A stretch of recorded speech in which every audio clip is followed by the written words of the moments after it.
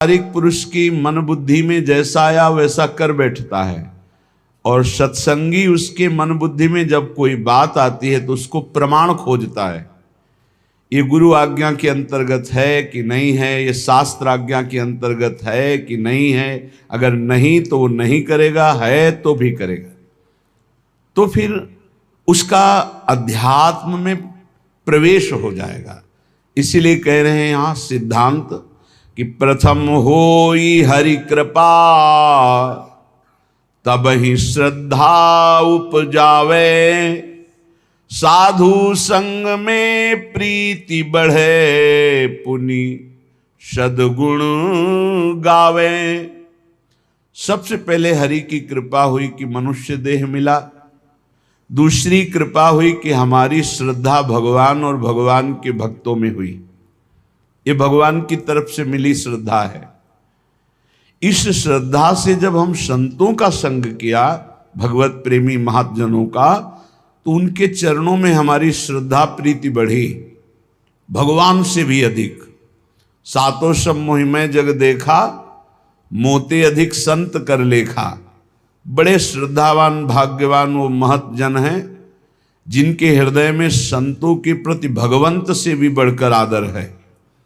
बोले जब ऐसा संतों के प्रति आदर होता है तो उसमें भागवतिक सद्गुण प्रकाशित हो जाते हैं। भागवतिक सद्गुण से ही माया पर विजय प्राप्त की जाती है।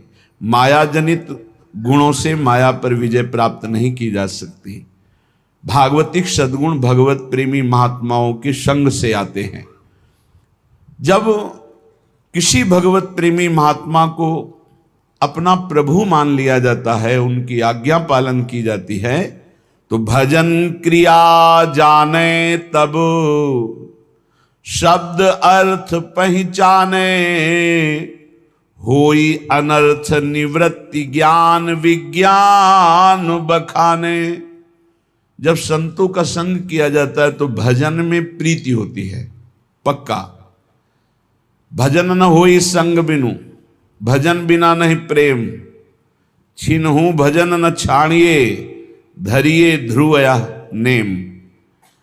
भजनानंदी भगवत प्रेमी महात्माओं के संग का जब रंग चढ़ेगा तो भजन में प्रीति होने लगती है। भजन क्रिया जाने, कैसे भजन होता है। निरंतर भजन करने के लिए एक प्रक्रिया बताई थी आप लोगों को, अगर याद हो, कि अपनी जबान का अग्रभाग ऊपर के दांतों के जोड़ पे ऐसे लगा के बंद कर लो। अब मंत्र चलाओ, नाम चलाओ, तुम्हारी मौन स्थिति रहने लगेगी और निरंतर मंत्राकार वृत्ति। पर यह अभ्यास से होगा, एक दिन में नहीं हो जाएगा। देखो ऊपर के जो दांत हैं उनके जोड़ में ऊपर मसूड़ों के पास अपनी जिह्वा का अग्रभाग मोड़ कर लगाइए और ओठ बंद कर लीजिए। फिर नाम चलाइए। हवा जो श्वास बार बार आ जा रही उसकी ठसक में नाम मंत्र को उच्चारण कीजिए, जिससे भौरा गुनगुनाता है अंदर से। चल रहा है। इसको थोड़ा और जब ऊपर तालू के कर देते तो इसे खेचरी मुद्रा कहते हैं। इससे जो रस निकलता है वो बहुत पवित्र होता है, अंतःकरण को बहुत शीघ्र निष्पाप कर देता है। पर ये विषय पुरुष नहीं कर सकता, उब जाएगा थोड़ी देर में। अगर ये प्रक्रिया बनी रही तो आपको बोलने की हिम्मत नहीं रहेगी।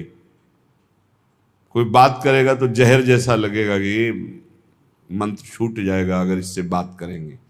प्रारंभिक दशा में बहुत निरंतर भजन करने के लिए ये प्रक्रिया हमारे काम आई।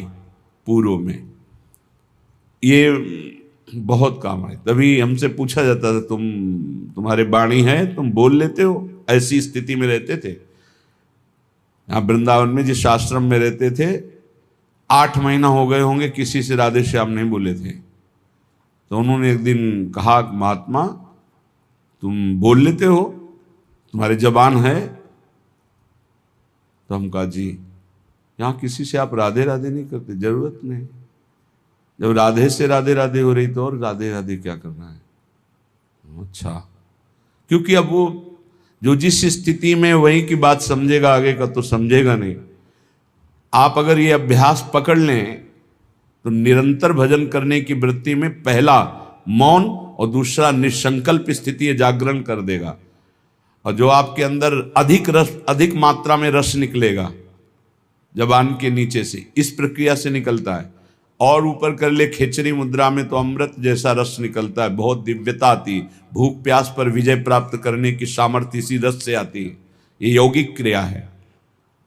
ऐसे करके ये मुद्रा है, शांत, आंख खुली है, बंद, मंत्र चल रहा है। देखो आप कर सकते हो, आप लोग किए, मंत्र चला रहे हैं, एकांत में इस क्रिया को करके देखना। भजन क्रिया जाने तब शब्द अर्थ पहचाने। ये आप साधारण मत समझना, जो आपको नाम मिला है, मंत्र मिला है, इसका अर्थ प्रकाशित होता है। इष्ट देव, जैसे जैसे आपका मंत्र चलेगा, आपके हृदय में द्रवण क्रिया होगी। उस द्रवण क्रिया में सबसे बड़ी सावधानी है कि किसी से प्रियता ना होने पावे, नहीं हटा नहीं पाओगे। द्रवण क्रिया में यदि किसी से प्रियता हो गई तो छाप लग जाएगी। हृदय द्रवित होता है मंत्र जपने से, ध्यान रखना। उस समय किसी से भी अपनापन ना होने पावे। किसी से अपनापन हुआ तो इतने जोर का होगा कि उसे मिटाने के लिए फिर और डट के भजन करना पड़ेगा। हृदय में जब द्रवण क्रिया हो, ऐसा बावरापन चढ़े, तो उसे बिल्कुल बाहरी उदासी रखना चाहिए, किसी से प्रियता नहीं, तो सीधे इष्टाकार वृत्ति होती, सारे अनर्थों का नाश हो जाता है। जो पाप कराने वाली प्रवृत्ति है, वासना, और जो पाप, दोनों का, बोले होई अनर्थ निवृत्ति। जब साधु संग हुआ तो साधु संग से, गुरुजनों के प्रताप से भजन करने की पद्धति पता चली, कैसे भजन निरंतर किया जाता है। उससे हमारे हृदय में भजन का अर्थ प्रकट हुआ। उस अर्थ से सारे अनर्थ की निवृत्ति हो गई। पाप प्रवृत्ति, पाप, इनका नाश हो गया। तो बोले होई अनर्थ निवृत्ति, और जहां अनर्थ निवृत्ति हुई तो ज्ञान विज्ञान बखाने, अंदर ज्ञान जागृत हो गया। विज्ञान, जो ज्ञान हुआ उसका अनुभव हो गया उसे। थोथा ज्ञान नहीं, केवल वाणी वाला, अनुभव में आ गया, क्योंकि भजन है। ज्ञान विज्ञान बखाने, फिर निष्ठा इष्ट विषय बढ़ गए, मन निश्चल होई, छिन छिन रुचि उपजाई, नेह जग के सब खोई। अपने इष्ट की निष्ठा उसके हृदय में इतनी बढ़कर जागृत हो जाती है, अब कोई भी लाभ हानि प्रलोभन उसको अपने इष्ट से अलग नहीं कर सकता। निष्ठा इष्ट विषय बढ़ के, मन निश्चल होई, मन अपने आराध्य देव के चरणों में निश्चल हो गए, हट ही नहीं सकता। फिर छिन छिन रुचि उपजाई, अपने आराध्य देव में प्रतिपल ऐसी प्रीति उमगी कि देह कुटुम ते जाए छूट सब ही विधि ना तो, नेह जग के सब खोई। शरीर संबंध, शरीर के भोग संबंध, शरीर के और रिश्ते नाते संबंध, ये सब झूठे हैं, ये अनुभव होने लगा।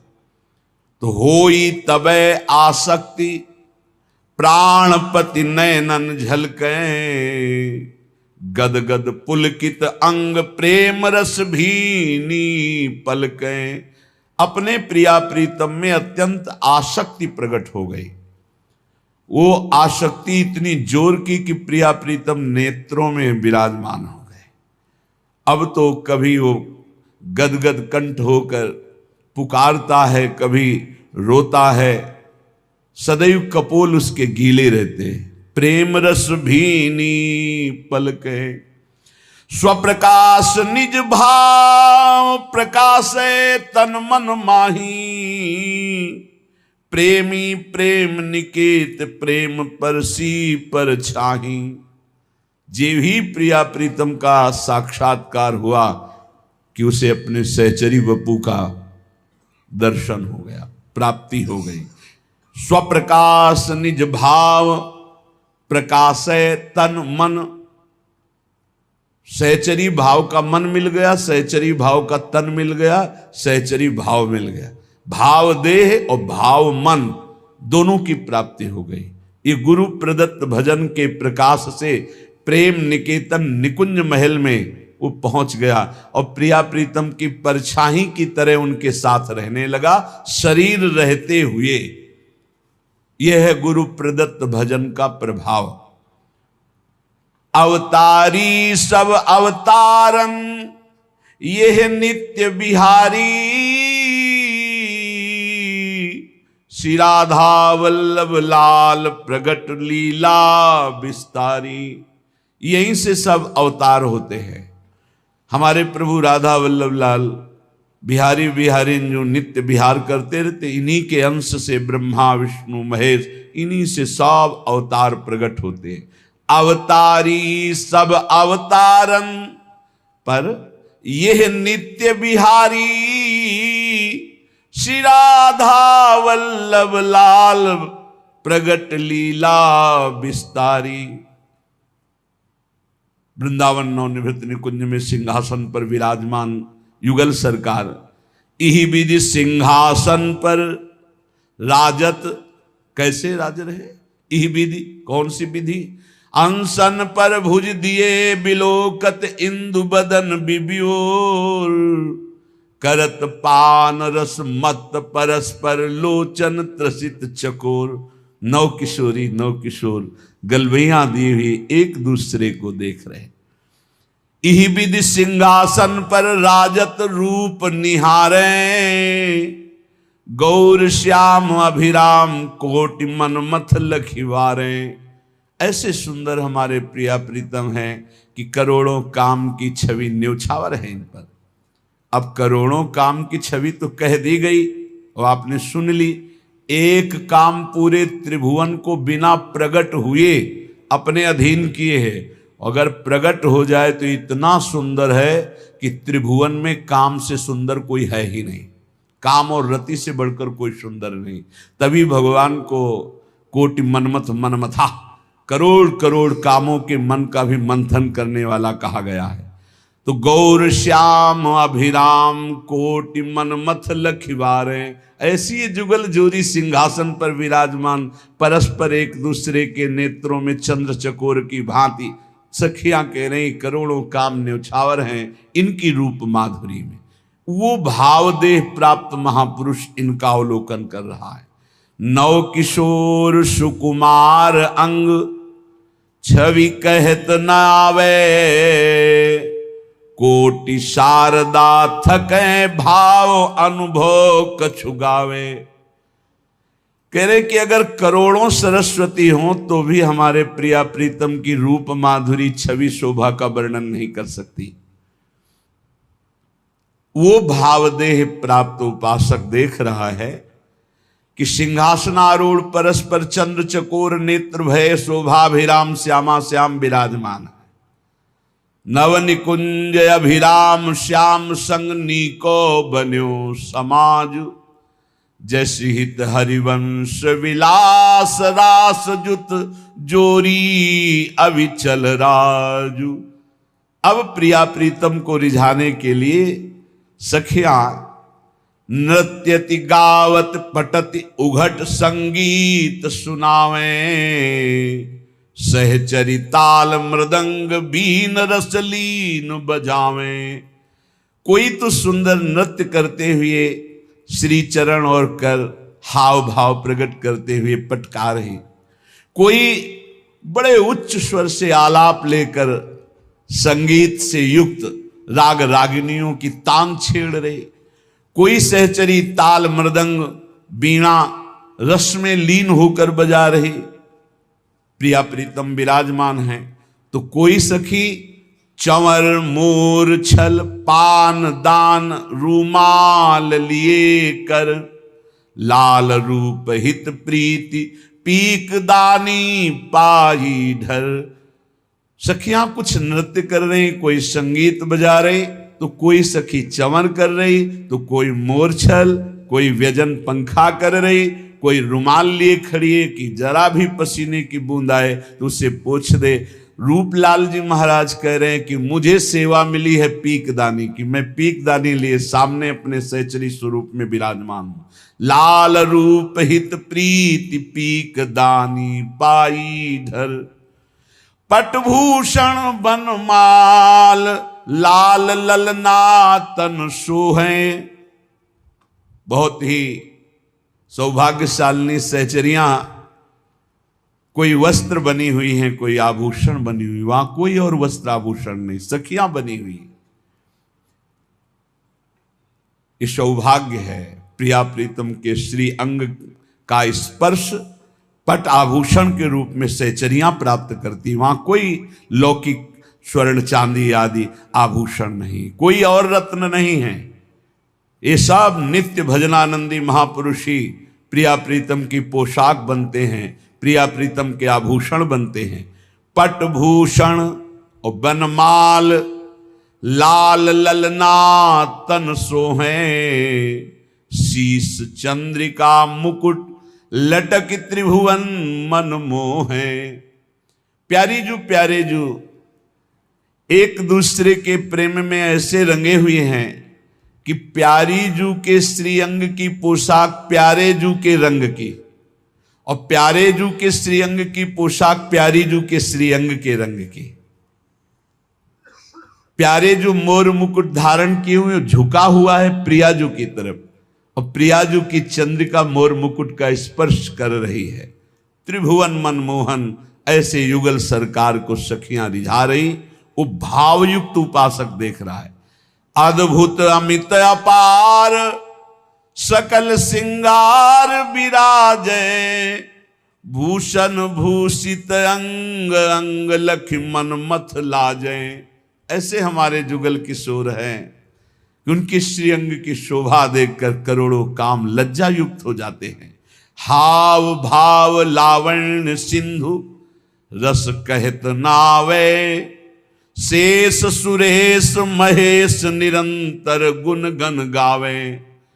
भगवान शंकर, देवराज इंद्र, ब्रह्मा जी और अनंत महिमाशाली भगवान शेष, ये सब बड़े बड़े हमारे प्रभु की प्रभुता का गान करते रहते हैं पर पार नहीं पाते।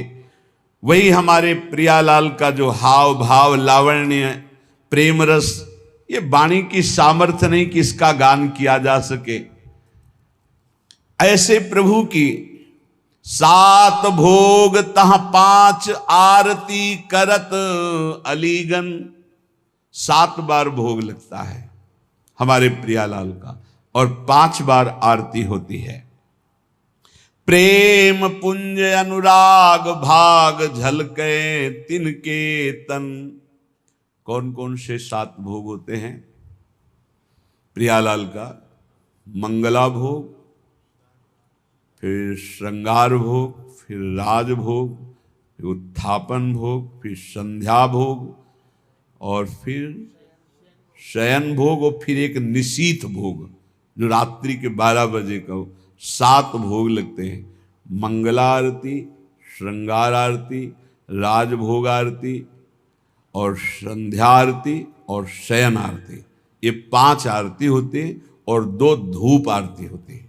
2 धूप आरती होती है श्रृंगार के समय पहले, और उत्थापन के समय धूप के द्वारा ही आरती की जाती।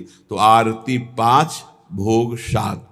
7 भोग तह 5 आरती करत अलीगन, प्रेम पुंज अनुराग भाग झलके तिनके तन। मानो प्रेम के समूह हैं ऐसी सहचरियां प्रेम वपु धारण किए हुए प्रियालाल को 7 बार भोग लगाती, 5 बार आरती करती हैं, और उनके तन की शोभा प्रेम प्रदान करने वाली, सहचरियों के तन की शोभा प्रेम प्रदान करने वाली। लीला विविध विहार नित्य नैमित्तिक झलके, अंतरंग बहिरंग द्रगन जो खोल ही पलकें। प्रियालाल की नित्य नैमित्तिक लीलाएं, परिचर्या और रस में वन विहार, रस में सैया विहार, जल विहार, बहुत प्रकार की लीलाएं सखियां अपलक नेत्रों से इस रस का पान करती हैं। परम धाम यह नित्य वस्तु यहां दुर्लभ जानो, बड़भागी सुकृति जन संत वेग पहचानो। ये परम धाम वृंदावन है, ये नित्य प्रेम प्रिया प्रीतम का अत्यंत दुर्लभ वस्तु है। बड़भागी सुकृति जन वही है जिसको संत संग मिल गया। अब दुर्लभ नहीं रहेगा प्रेम, पर महत्संगस्तु दुर्लभो अगम्यो अमोघस्य। तीन बातें देवर्षि नारद जी ने कही। महापुरुषों का संग बड़ा दुर्लभ है, अगर मिल जाए तो निर्वाह करना कठिन है, क्योंकि अहम और मनमानी आचरण ये हमको उनकी आज्ञा में टिकने नहीं देते। अगर निर्वाह कर ले जाए उनकी आज्ञा का, अमोघस्य दुर्लभ प्रेम वस्तु प्राप्त हो जाए। परम धाम यह नित्य वस्तु अति दुर्लभ जानो, बड़भागी सुकृति जन वही बड़भागी, वही तपस्वी, वही पुण्यात्मा संत वेगी पहचानो, जिसको संतों ने पहचान में ले लिया, ये मेरा जन है। आओ आओ, बहुत दिनों के बाद दर्शन हुआ, अपना जन कहकर जिसे संतों ने पहचान बना ली, तो प्रिया प्रीतम से पहचान हो गई। क्षर साधक की देह लखे अक्षर ओंकारा, ताऊ पर ये धाम अक्षरातीत बिहारा। ऐसा कोई न समझे कि वृंदावन के रसिक जन सिद्धांत को, ब्रह्म ज्ञान को नहीं जानते। पक्का समझिए, इसके रास्ते में ब्रह्मबोध हो जाता है। बोले क्षर जितना है, देह से लेकर जहां तक दृष्टि जा रही है, सब क्षर माने विनाशी। बोले अक्षर जो है ओम प्रणव है, अक्षर अविनाशी। उस अक्षर अविनाशी के ऊपर अक्षरातीत नित्य विहार रस है। क्षर साधक की देह लखे अक्षर ओंकारा, ता ऊपर यह धाम अक्षरातीत बिहारा। ये अक्षर ओम से भी ऊंचे है, ये अक्षरातीत नित्य विहार प्रिया प्रीतम का।